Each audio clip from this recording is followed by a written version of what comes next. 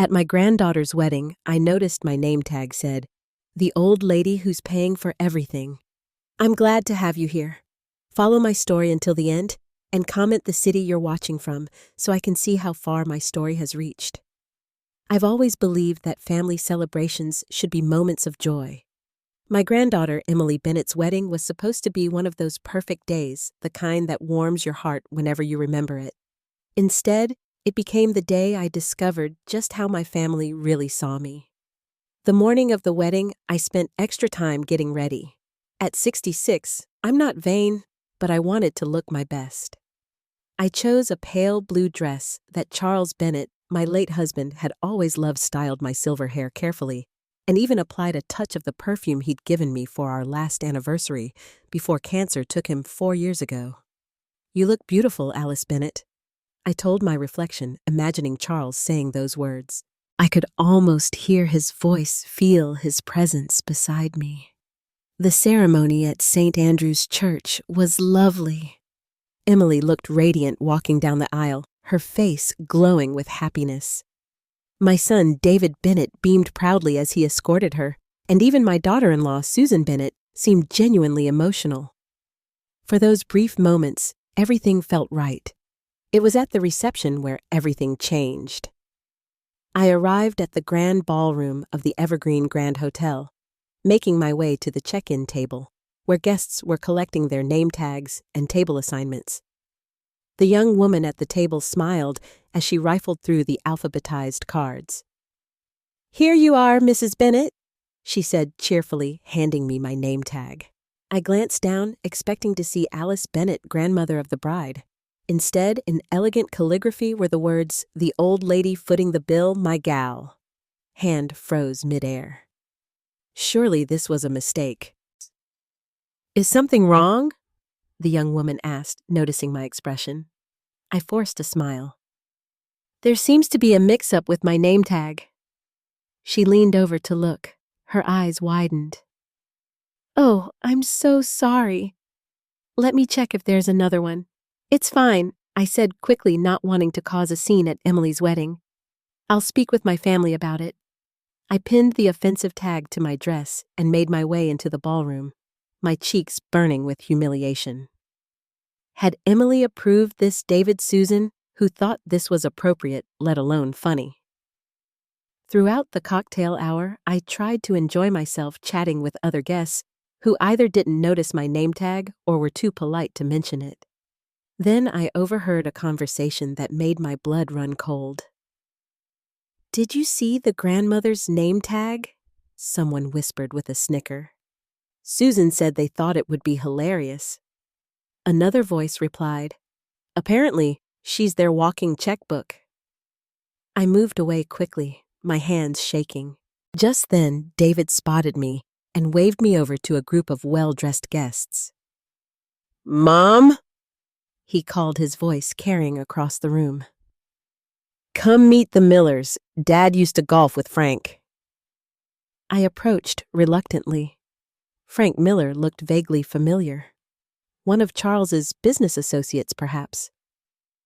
"Mom, this is Frank and Elaine Miller," David said, then added with a laugh. "Mom, our walking checkbook." Elaine Miller's smile faltered as she glanced at my name tag. Frank looked uncomfortable. "Alice Bennett," I said firmly, extending my hand. "Charles's widow." "Of course," Frank said kindly. "Charles spoke of you often. He was very proud of you." The conversation continued, but I barely heard it. When the Millers moved on, I pulled David aside. "What's the meaning of this?" I asked, pointing to my name tag. David laughed. "Oh, Mom, don't be so sensitive. It's just a joke. Everyone knows you're the one with the deep pockets since Dad left you everything."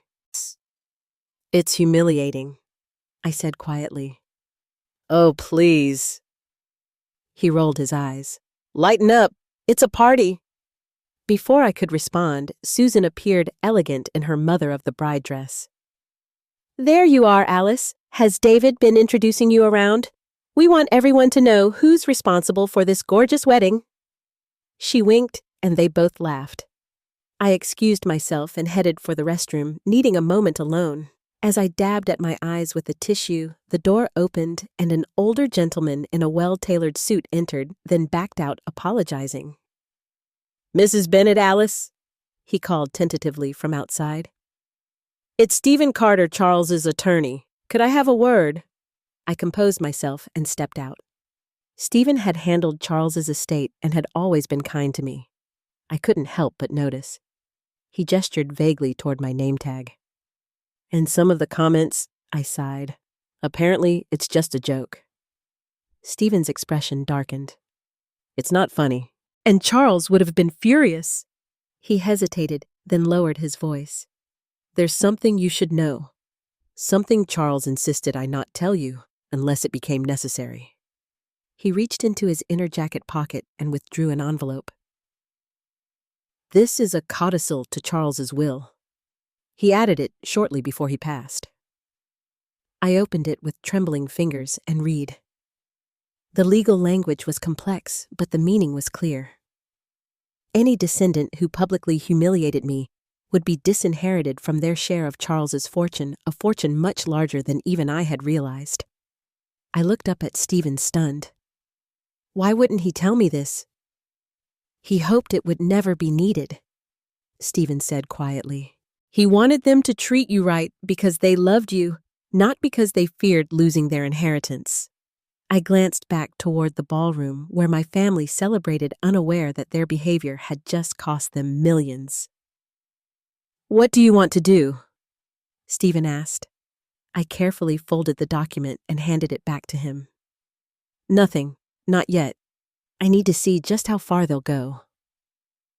As I returned to the reception, the name tag felt heavier against my chest.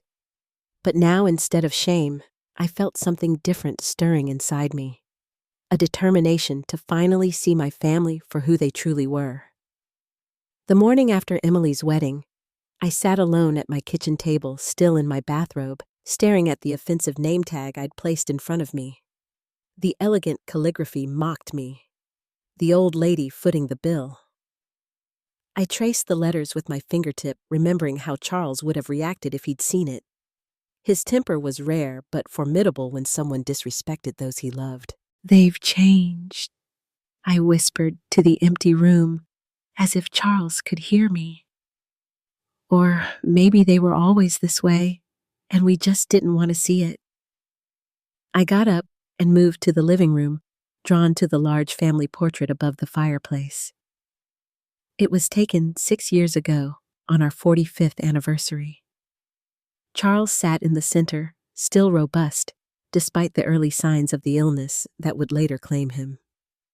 I stood beside him, my hand on his shoulder. David and Susan flanked us, and Emily and her brother Jacob, then teenagers, stood in front. We looked happy. We looked like a family. When exactly had things changed? The question haunted me as I made my morning tea. Perhaps it had been gradual, so subtle I hadn't noticed the erosion of respect until it was too late. The first clear memory came just 6 months after Charles's funeral.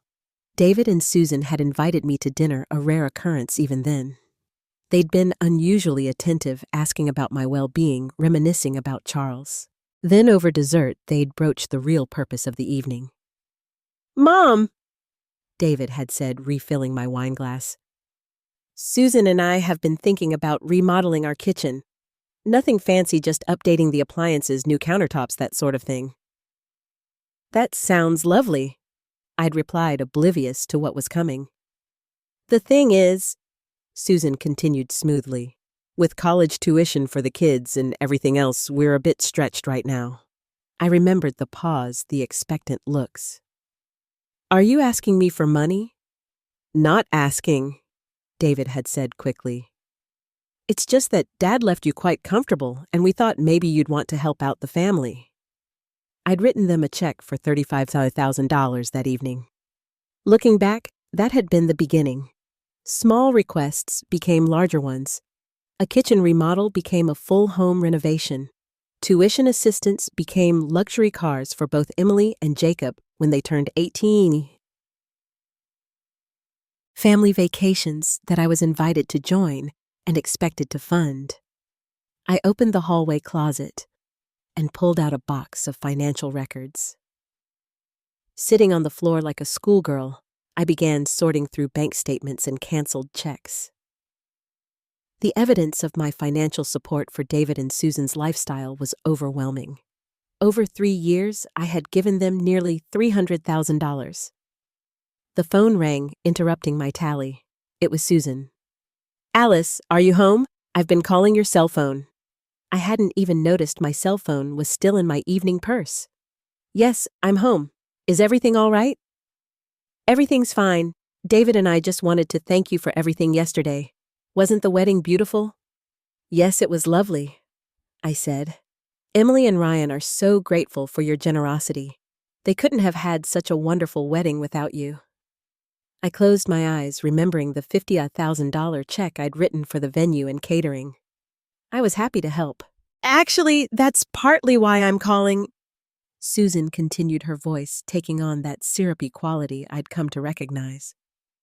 "Ryan's parents were supposed to pay for the honeymoon, but his father's business has been struggling, and they've had to back out. Emily is just devastated." I could hear what was coming next. "We were wondering if you might be able to help.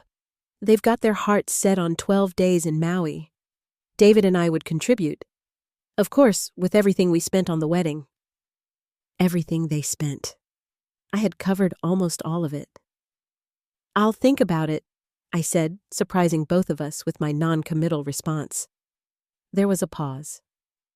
"Oh, well, they need to book soon to get the best rates." "I understand. I'll let you know tomorrow."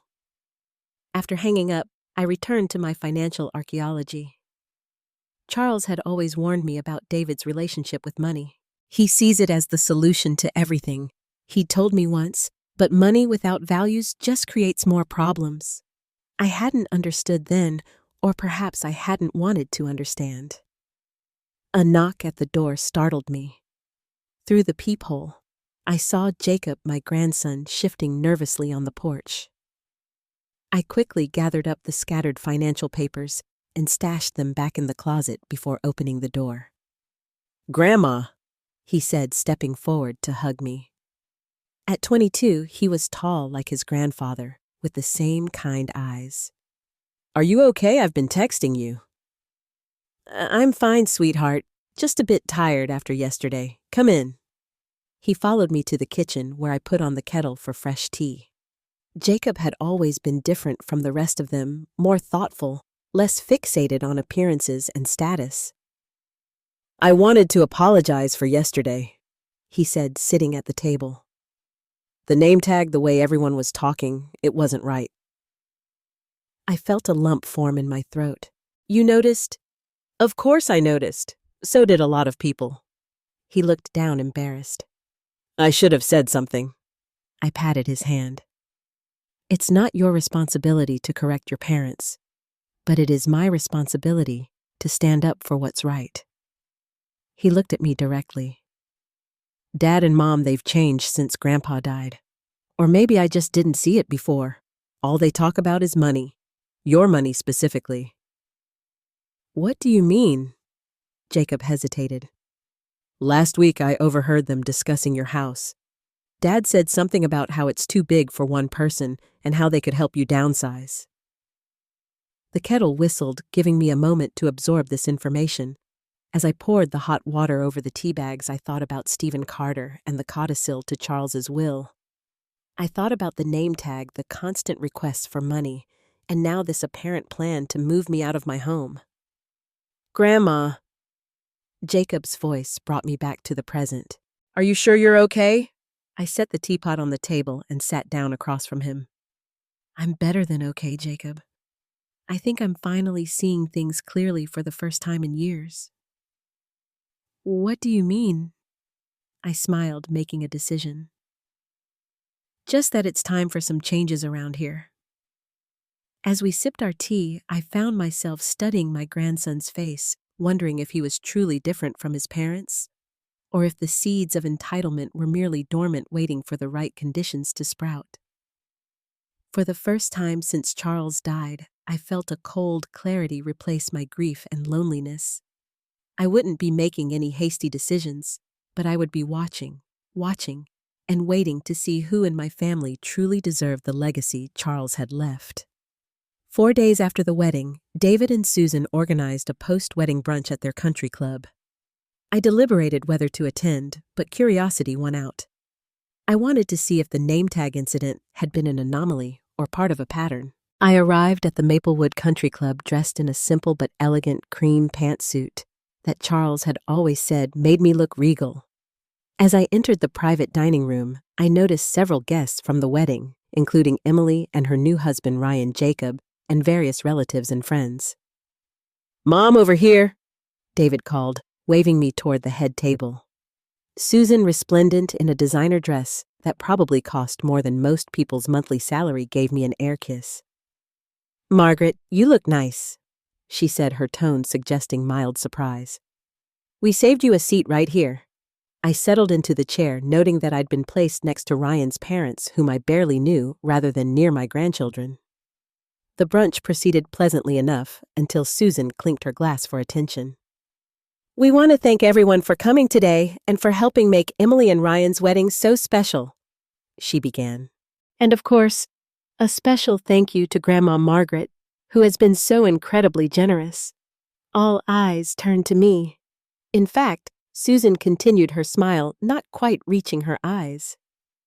"We have an exciting announcement. Grandma will be funding Emily and Ryan's dream honeymoon to Greece." There was a smattering of applause. I sat frozen, my coffee cup halfway to my lips. I'd made no such commitment. "Mom," David prompted when I didn't immediately acknowledge the announcement.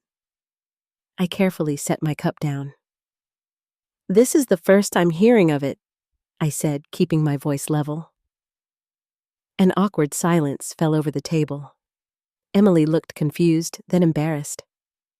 Ryan stared at his plate.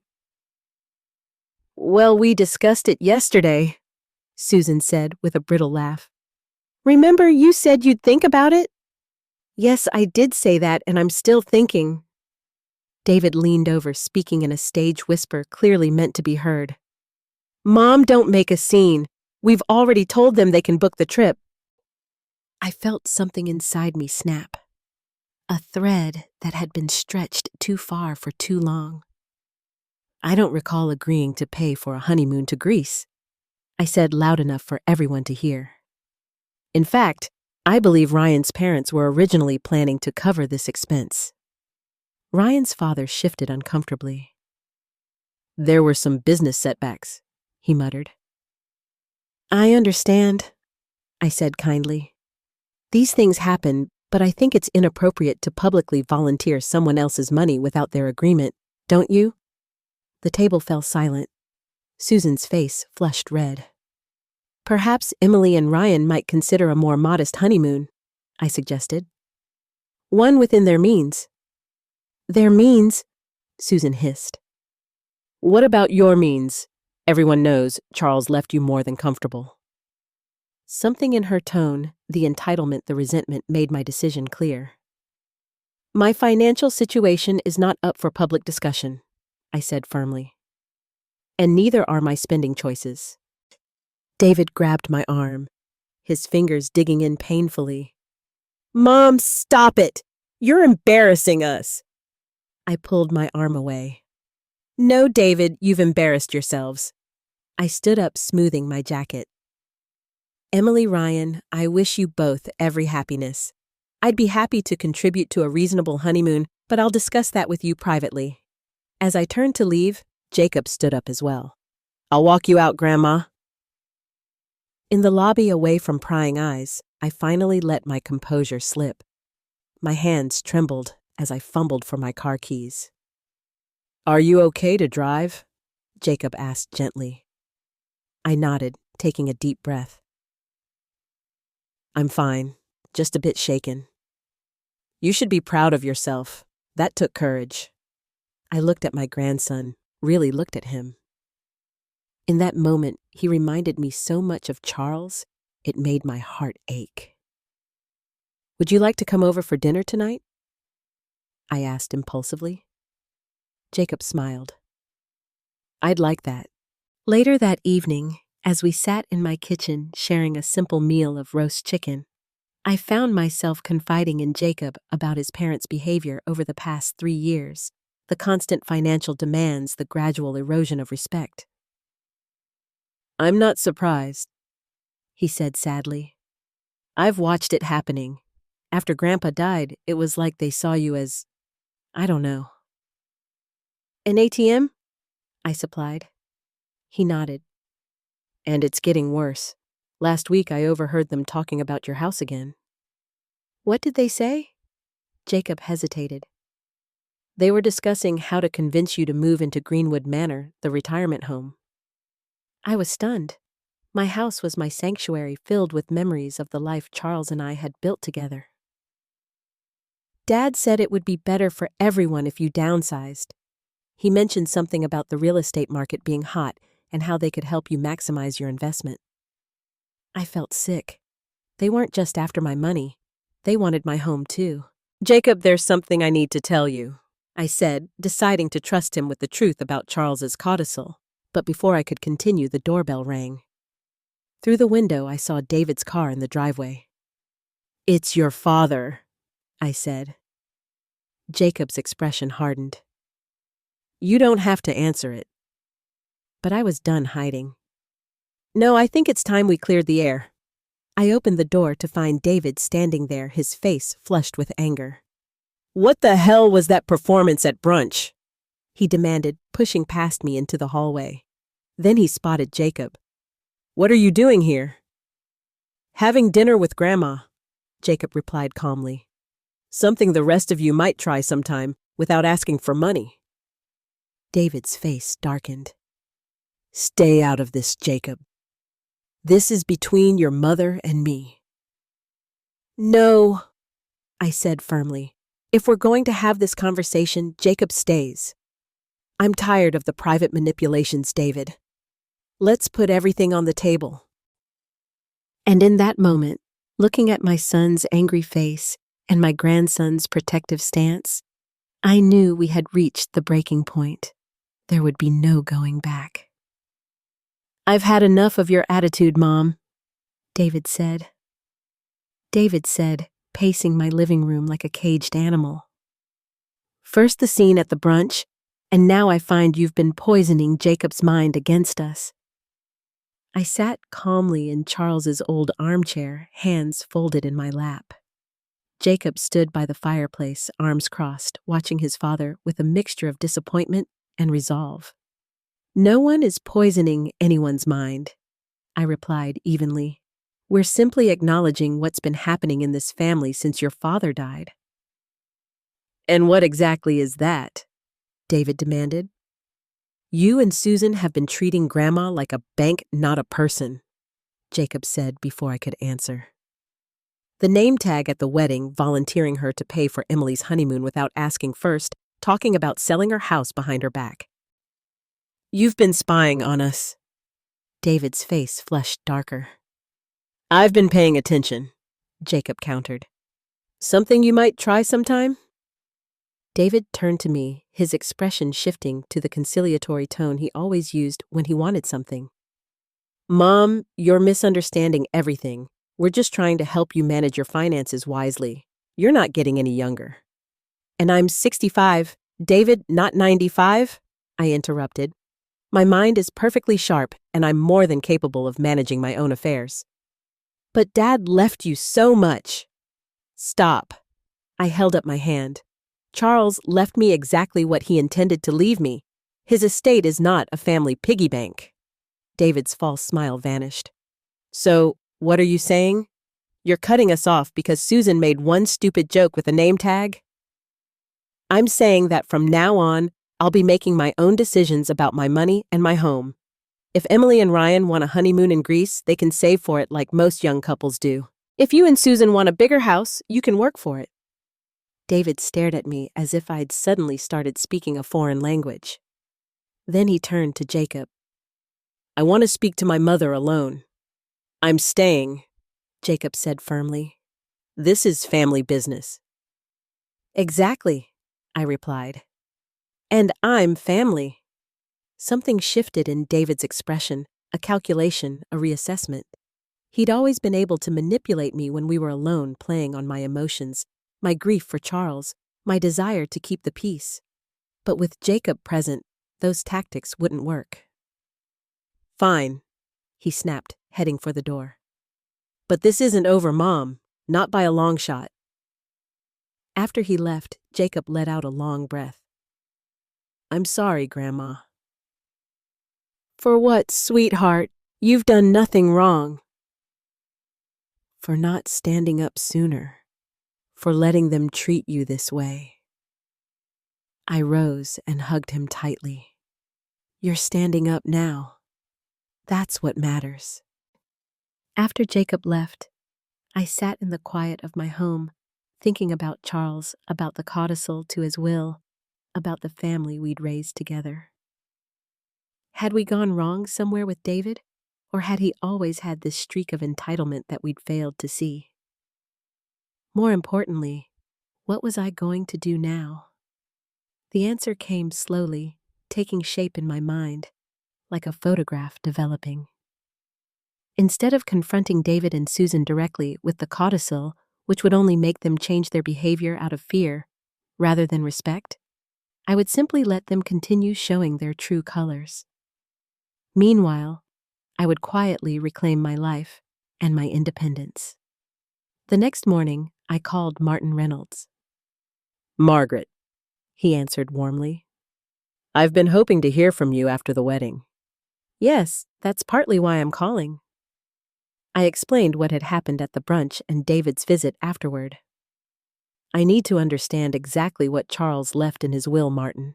Not just the codicil, but everything. There was a pause. Perhaps this would be better discussed in person. Could you come to my office this afternoon? 3 hours later, I sat across from Martin in his well-appointed office as he explained the full extent of Charles's estate. The numbers took my breath away. Charles built several companies over his lifetime, Martin explained, and sold them at just the right moments. His investments were extremely conservative, which means they weathered the economic downturns beautifully. I knew we were comfortable, I said faintly. But Charles had been a private man when it came to money. He didn't believe in flaunting wealth. Martin smiled. He always said you married him when he had nothing but potential in a beat-up Chevy. So he never wanted you to become one of those women who only care about designer labels and country club memberships. I laughed softly, hearing Charles's voice in those words. That sounds like him. As for the codicil, Martin continued, it's straightforward but powerful. Any descendant who publicly humiliates you forfeits their entire inheritance. The name tag incident at the wedding would certainly qualify, and the brunch that too, most likely. But Margaret, you don't have to make any decisions right now. The codicil remains in effect for your lifetime. I nodded, thinking, what if I wanted to make some changes of my own to my will to how my assets are managed? Martin leaned forward. What did you have in mind? By the time I left Martin's office, I had a plan. No dramatic confrontations, no ultimatums, just a quiet reclaiming of my life and my power. First, I called my old friend Eleanor, whom I hadn't seen much since Charles's death. We arranged to meet for lunch the following day. Then I stopped by the community center and picked up a brochure for their adult education classes. Charles had always encouraged me to pursue my interest in painting. Perhaps it was time. At home, I sat at my computer and began researching small business loans. Jacob had mentioned wanting to open a bookstore after college but was worried about the startup costs. A genuine investment in my grandson's future seemed like a perfect use of some of my resources. When my phone rang and I saw it was Susan, I let it go to voicemail.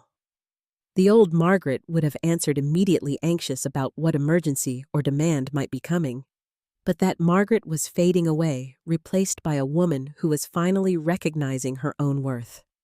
The voicemail, when I listened to it later, was exactly what I expected. "Margaret, it's Susan. David told me about your conversation last night. I think there's been a misunderstanding. We've always had your best interests at heart. David and I were thinking we should have dinner this weekend to clear the air. Oh, and Emily mentioned you'd reconsidered about the honeymoon. They really need to book soon to get the best rates. Call me back." I deleted the message without returning the call. Instead, I opened my checkbook and wrote a modest check as a wedding gift for Emily and Ryan, enough for a nice honeymoon, but in New England, perhaps, not Greece. I enclosed it in a card with a warm note wishing them happiness, then sealed the envelope. My silent strategy had begun. No confrontations, no drama, just quiet, firm boundaries. Charles would have approved. 6 months passed in a blur of quiet but significant changes. I enrolled in painting classes at the community center, reconnected with old friends, and spent more time with Jacob, who visited regularly. I provided him with seed money for his bookstore business plan, which was coming along beautifully. Meanwhile, David and Susan's attitude toward me oscillated between chilly distance and desperate attempts to reestablish their access to my finances. When the silent treatment failed to yield results, they would suddenly appear with forced smiles and transparent excuses to visit. Each time, they would eventually steer the conversation toward Monea renovation. They were planning Emily's desire to buy a house with Ryan, their own retirement concerns. Each time, I politely declined to engage. "My finances are not up for discussion," became my mantra, delivered with a smile that grew more confident with each repetition. They didn't take the rejection well. Susan's texts became increasingly hostile. David's calls more demanding. But I had found a new strength in my silence, in the boundaries I was finally enforcing. Today was my birthday, my 66th, and despite my protests, Jacob had insisted on organizing a small family gathering at my home. "It's time they remember whose house this is," he'd said with a grim determination that reminded me so much of Charles. I spent the morning in my garden deadheading roses and drawing peace from the simple task. The garden had been another casualty of the past 3 years. I had neglected it while catering to David and Susan's demands. Now it was coming back to life, much like I was. By mid-afternoon, my home was ready for guests. Jacob arrived early to help with final preparations. "Are you sure you're ready for this?" he asked, arranging cheese and crackers on a platter. "As ready as I'll ever be," I replied, smoothing my new dress a bold red I would never have chosen before. "Besides, it's just dinner." But we both knew it was more than that. This was the first time in months that the entire family would be together under my roof. David and Susan, Emily and Ryan, and even a few of Charles's old friends, including Martin Reynolds. The doorbell rang precisely at 5. David and Susan stood on the porch, their smiles so artificial I could almost hear the plastic stretching. "Happy birthday, Mom," David said, handing me a bouquet of store-bought flowers. "Margaret, you look different," Susan added. Her eyes taking in my new dress, my styled hair, the subtle makeup I'd applied with techniques learned from a class at the community center. "Thank you," I said simply, stepping back to let them enter. Emily and Ryan arrived moments later, followed by Martin and another couple who had been close friends with Charles and me. I moved through the greetings and small talk with a composure I would have found impossible 6 months ago. As we settled in the dining room, I couldn't help but notice David's gaze moving around the house, assessing, calculating. Susan's eyes kept returning to the new painting hanging on the wall, a landscape I'd created myself. "Did you redecorate, Margaret?" she asked, her tone suggesting she found the changes disturbing. "Just a few updates," I replied. "I've been taking painting classes." "Painting classes?" David echoed, as if I'd said I was learning to fly spaceships. "Grandma's really talented," Jacob said proudly. "She's already sold 2 pieces at the community art fair." "Sold?" Susan looked genuinely confused. "But why would you need to sell paintings?" I smiled. "It's not about need, Susan. It's about joy." An uncomfortable silence fell over the table, broken by Ryan asking about the bookstore Jacob was planning to open. It's coming along great, Jacob said. Thanks to Grandma, I've got the business plan finalized and I'm looking at locations. David's head snapped up. Thanks to Grandma, what does that mean? Jacob met his father's gaze steadily. Grandma's investing in my bookstore. Investing? David's voice rose. With what money? My money, I said quietly. But David began, then caught himself glancing at the other guests. Maybe we should discuss this privately. Mom, there's nothing to discuss, I replied. I'm making my own financial decisions now. David's face darkened.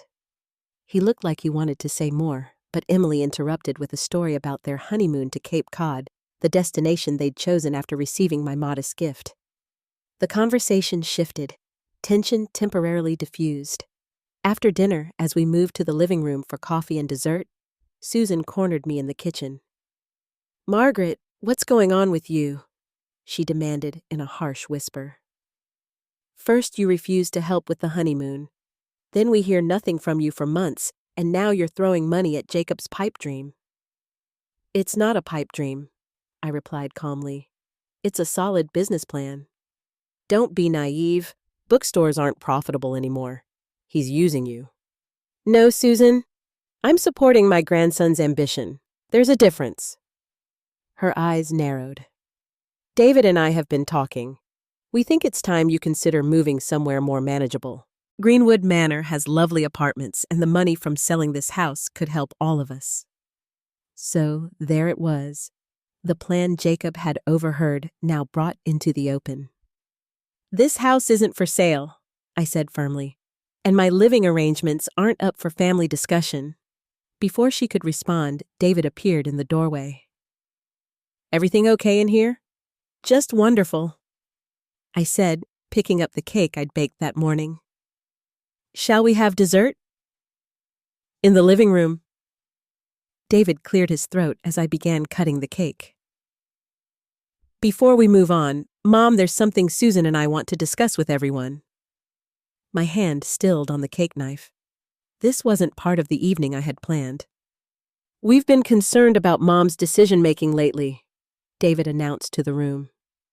She's making unwise financial choices, isolating herself and refusing family guidance. We think it's time to consider a power of attorney arrangement for her own protection. Martin Reynolds set down his coffee cup with deliberate care. That's a serious step, David. Do you have evidence of diminished capacity? She's giving away money to fund a bookstore in the digital age, David replied, as if that explained everything. And she's refusing to consider sensible downsizing options. I felt a strange calm settle over me. This moment had been inevitable from the day I'd started saying no. Your mother seems perfectly competent to me, Martin observed. David Bennett said, pacing my living room like a caged animal. First the scene at the brunch, and now I find you've been poisoning Jacob Bennett's mind against us. I sat calmly in Charles Bennett's old armchair, hands folded in my lap. Jacob stood by the fireplace, arms crossed, watching his father with a mixture of disappointment and resolve. No one is poisoning anyone's mind, I replied evenly. We're simply acknowledging what's been happening in this family since your father died. And what exactly is that? David demanded. You and Susan Bennett have been treating Alice Bennett like a bank, not a person, Jacob said before I could answer. The name tag at the wedding volunteering her to pay for Emily's honeymoon without asking, first talking about selling her house behind her back. You've been spying on us. David's face flushed darker. I've been paying attention, Jacob countered. Something you might try sometime. David turned to me, his expression shifting to the conciliatory tone he always used when he wanted something. Mom, you're misunderstanding everything. We're just trying to help you manage your finances wisely. You're not getting any younger.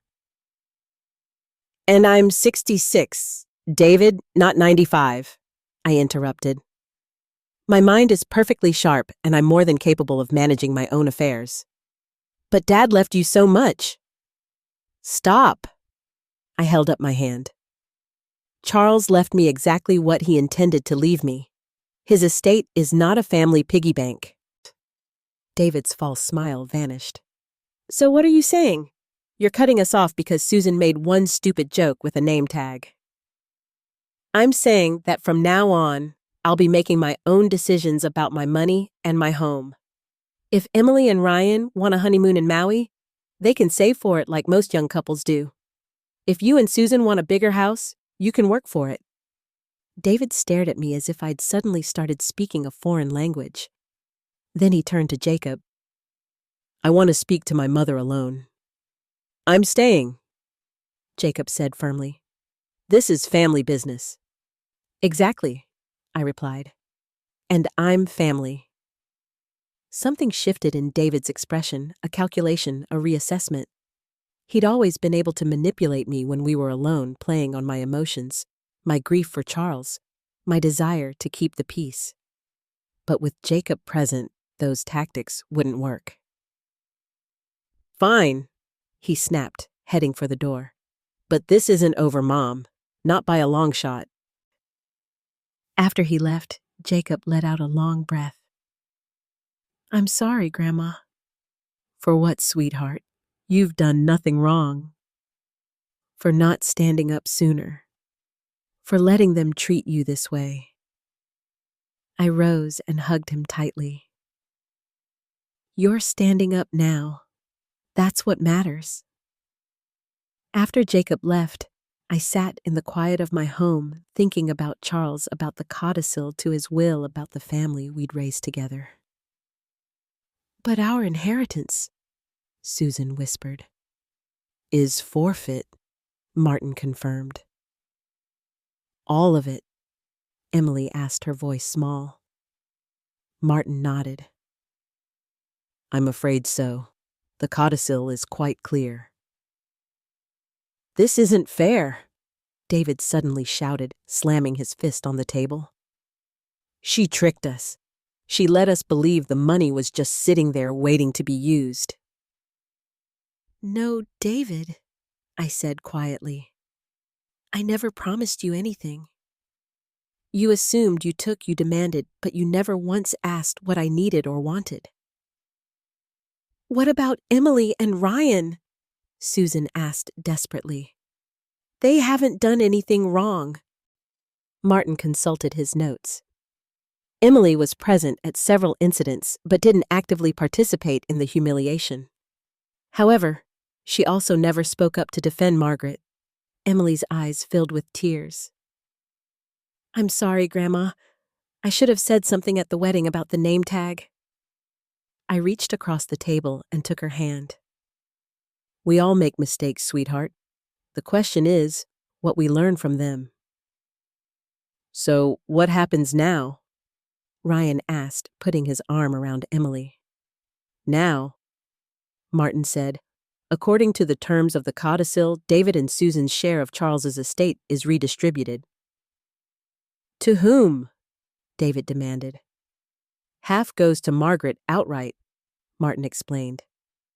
The other half is divided among descendants who have shown her proper respect and care. All eyes turned to Jacob, who looked genuinely surprised.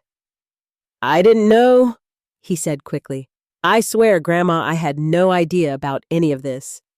I know, sweetheart, I assured him. Your grandfather would be proud of the man you've become. David stood up again, his face contorted with anger. This is a setup, a conspiracy. Ill contested in court. You're welcome to try, Martin said calmly. But the codicil is legally binding, and we have ample evidence of the conditions being met.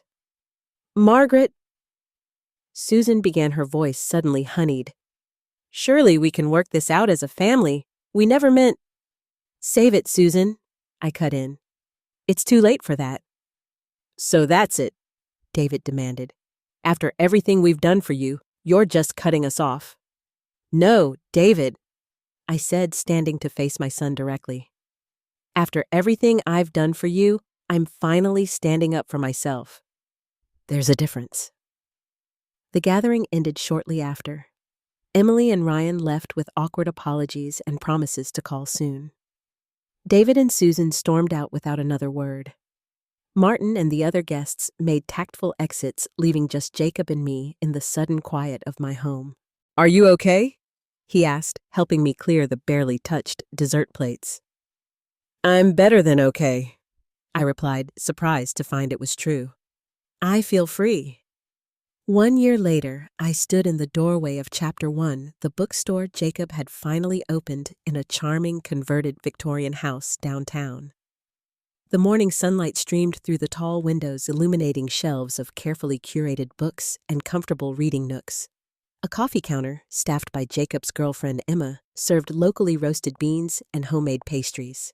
In the children's section, a mural I had painted covered one wall, a whimsical forest scene with hidden animals and fairy houses for young readers to discover. Twice a week, I led story time for neighborhood children, something I'd never imagined myself doing before. The small apartment upstairs had been renovated as well, not for me.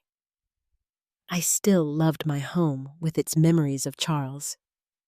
For a young writer-in-residence program Jacob had established with part of his inheritance, the bell over the door jingled, and Emily stepped in, pushing a stroller with her 3-month-old daughter, Charlotte, named after her grandfather. "Grandma," Emily called, spotting me. "I didn't know you'd be here today." "Just dropping off some new bookmarks I painted," I said, bending to admire baby Charlotte. "Hello, little one." Over the past year, Emily and I had slowly rebuilt our relationship. After the initial shock of the inheritance revelation, she had made genuine efforts to connect with me independently of her parents. Ryan had proven to be a steadying influence, encouraging her to form her own opinions rather than echoing her mother's. David and Susan were a different story. After several failed attempts to contest the codicil, they had moved to Florida, where David had taken a job with a former business associate.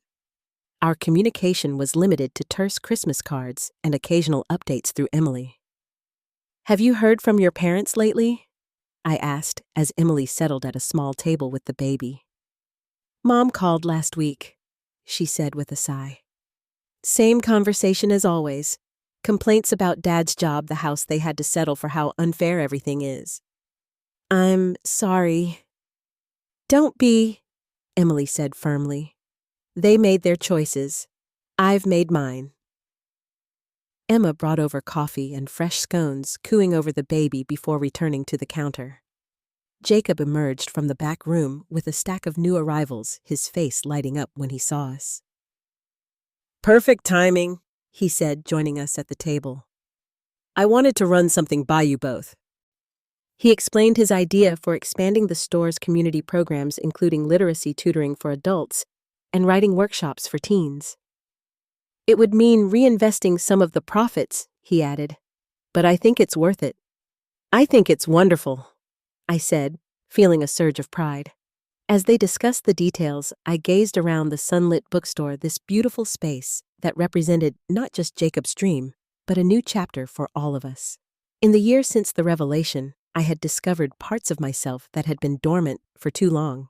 I'd made new friends, developed my painting, even started traveling. Simple weekend trips at first, then 2 weeks in Italy with a senior tour group where I'd met Claude, a widower from Boston with kind eyes, and a dry wit who called me every Sunday. Charles would have approved, I thought, not just of the bookstore or my newfound independence, but of the boundaries it'd finally established. He had tried to protect me with his codicil, but in the end, I had learned to protect myself. Emily's baby let out a happy gurgle, drawing me back to the present. This was my family now. Not perfect, not complete, but real. We were building something new from the ruins of what had been lost, and it was in its own way beautiful. "What do you think, Grandma?" Jacob asked, pulling me into the conversation. I smiled at my grandson and granddaughter, at the baby who represented our future at the bookstore that had grown from trust and respect rather than obligation and greed. "I think," I said, "that this is exactly where we're supposed to be."